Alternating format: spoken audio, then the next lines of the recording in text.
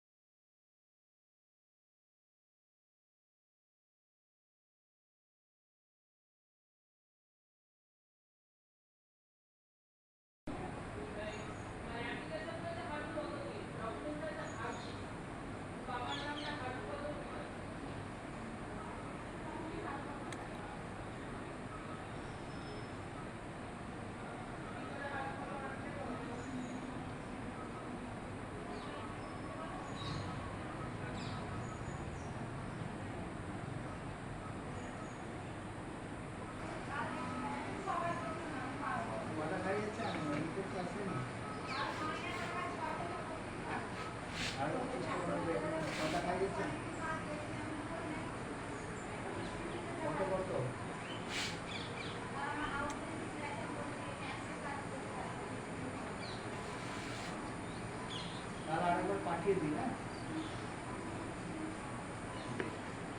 Hello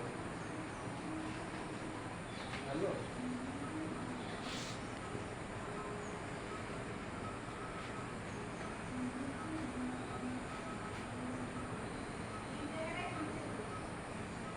আরে বাবা বলবেন তো আপনারা কেন বলেননি? অদ্ভুত ব্যাপার